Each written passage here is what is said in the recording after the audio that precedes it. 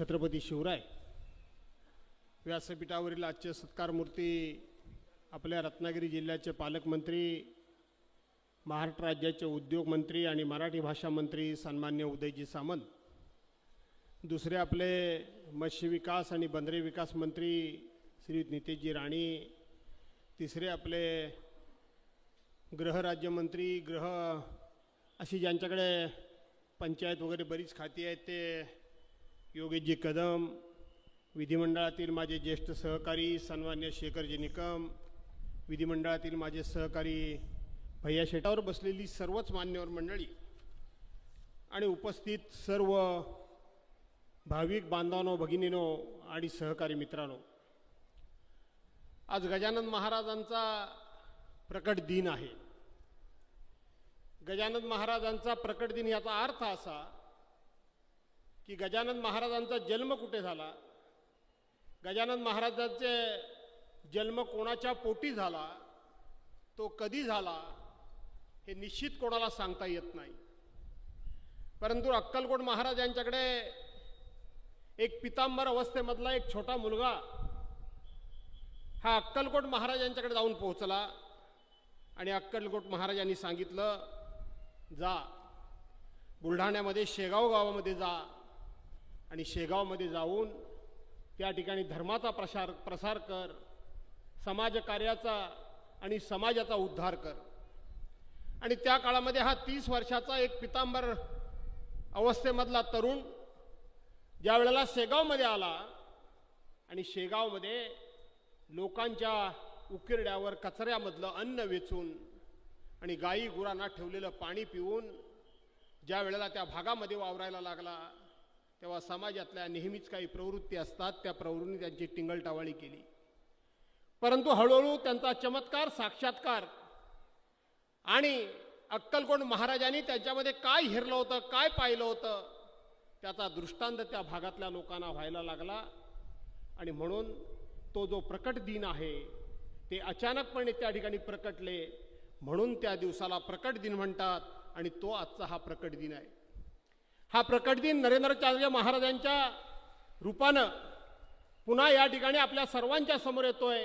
कारण त्या गजानन महाराजांच्याच पावलावर पाऊल टाकून जणू त्यांच्या विचारांचे वारसदार म्हणून नरेंद्राचार्य महाराजांच्याकडे या संपूर्ण समाज पाहत जातो, म्हणून आजचा दिवस हा साजरा केला जातो. बांधवांनो, भगिनींनो, याबाबत मी काय सांगणार, मज पामराने याबाबत काय बोलावं, माझ्याकडे शब्द कमी आहेत. परंतु आजच्या दिवशी आपल्या हस्ते महाराज आमचा सत्कार होतोय, हा आमच्या दृष्टीनं अत्यंत भाग्याचा दिवस आहे, भाग्याचा दिवस आहे. माझ्यापेक्षा इथे मोठमोठी दिग्गज मंडळी आहेत. राजकारणामध्ये महाराज 43 वर्ष माझी गेली. 7 वेळा सुदैवानं मला जनतेनं आमदार केलं, 1 वेळा जिल्हा परिषद सदस्य म्हणून नेमलं. या दीर्घ काळामध्ये, इतक्या दीर्घकालीन प्रवासामध्ये कधीही माझ्यावर भ्रष्टाचाराचा आरोप माझ्या विरोधकांनी सुद्धा केला नाही. माझ्या चारित्र्यावर एवढा सुद्धा शिंतोडा कोणी उडवला नाही. आणि म्हणून पुढे किती काळ आहे मला माहीत नाही, पण जो काही पुढे काळ असेल आपल्या सर्वांच्या आशीर्वादानं तो अशाच पद्धतीनं निष्कलंक आणि कुठल्याही प्रकारचा आरोप न लागणारा लागावा, एवढंच फक्त मागणं आपल्याकडे मागतो, यापेक्षा फार काय मागत नाही. आपलं काम आणि कार्य याची महती मी काय गावी, या ठिकाणी बऱ्याच वेळेला मी येऊन गेलेलो आहे. एक प्रसंग शेखर सर सांगतो.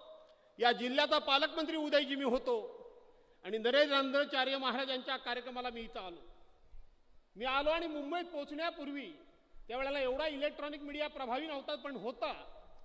त्यावेळेला इलेक्ट्रॉनिक मीडियावर चर्चा सुरू झाली की भास्कर जाधव हे राज्याचे मंत्री आहेत, त्यांनी मंत्री होताना एक शपथ घेतलेली आहे, त्या शपथेचा त्यांनी भंग केला आणि त्या ठिकाणी त्यांनी नरेंद्राचार्य महाराजांचा उदो केला, म्हणून त्यांनी मंत्रिमंडळातला राजीनामा दिला पाहिजे, त्यांनी त्या ठिकाणी माफी मागितली पाहिजे.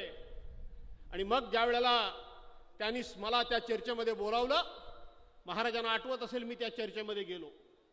मी काय म्हणालो होतो त्यावेळेला, मी हे म्हणालो होतो की पहिले 3 भारतरत्न पुरस्कार ज्या रत्नागिरी, ज्या देशाला, या कोकणाला, या महाराष्ट्राला मिळाले, ते 3ही भारतरत्न पुरस्कार विजेते हे माझ्या कोकणातले आहेत. लोकमान्य टिळक हे माझ्या रत्नागिरीतले आहेत, डॉक्टर बाबासाहेब आंबेडकर हे माझ्या रत्नागिरी जिल्ह्यातले आहेत, सावरकरांच्या पदस्पर्शानं पावन झालेली माझी भूमी ही माझी रत्नागिरीची आहे. अनेक साधू संत, अनेक पत्रकार, अनेक वाचक, अनेक कवी, अनेक लेखक हे माझ्या रत्नागिरी जिल्ह्यानं या जगाला दिलेले आहेत, या देशाला दिलेले आहेत. आणि म्हणून त्याच्या पंक्तीमध्ये अध्यात्माचा वारसा आणि अध्यात्माचं नाव या जगाच्या कानाकोपऱ्यामध्ये पोहोचवण्याचं काम हे नरेंद्राचार्य महाराज करतील. अशा पद्धतीनं भविष्यामध्ये हा देश, हे जग, हे राज्य नरेंद्राचार्य महाराजांना ओळखेल. हे त्या काळामध्ये मी बोललो होतो आणि त्याच्या संदर्भात त्यांनी खूप मोठी चर्चा माझ्या विरोधात घडवली. मी समजावून सांगण्याचा प्रयत्न केला आणि माझ्यातला मूळ स्वभाव उफाळून आला. तुमचं म्हणणं काय म्हणून मी विचारलं. ते अंधश्रद्धा निर्मूलनवाले आज दुर्दैवानं हयात नाहीत म्हणून मी त्यांच्याबद्दल बोलणार नाही. तुमच्यावरही टीका झाली, माझ्यावरही झाली, घोसाळकर साहेब. आणि मी त्यांना सांगितलं ही जबरदस्ती मला मान्य नाही. की तुम्ही ज्याला अंधश्रद्धा म्हणताय ती तुमच्या दृष्टीने अंधश्रद्धा असू शकते, पण ती माझ्या दृष्टीनेही श्रद्धा आहे. ह्याच्यावर तुमचं काय म्हणणं आहे?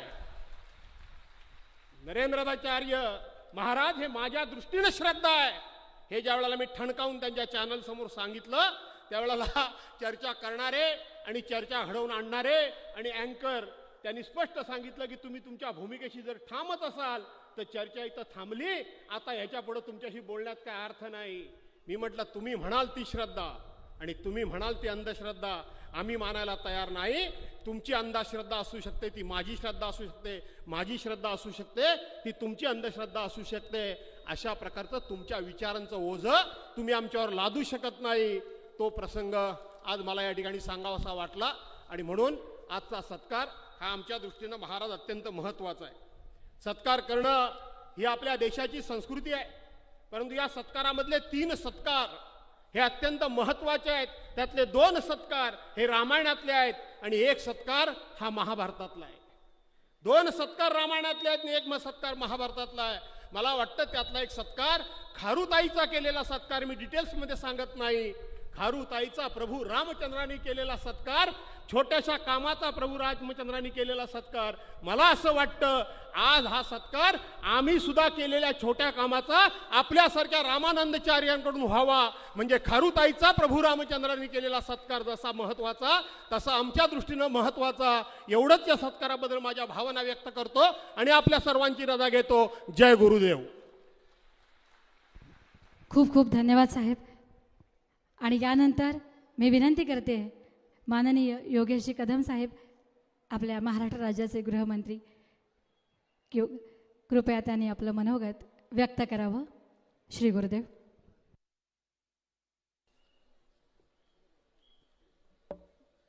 परमपूज्य जगद्गुरु नरेंद्राचार्य महाराजांच्या चरणी नतमस्तक होतो, त्यांना अभिवादन करतो. हिंदुस्थानचं आराध्य दैवत छत्रपती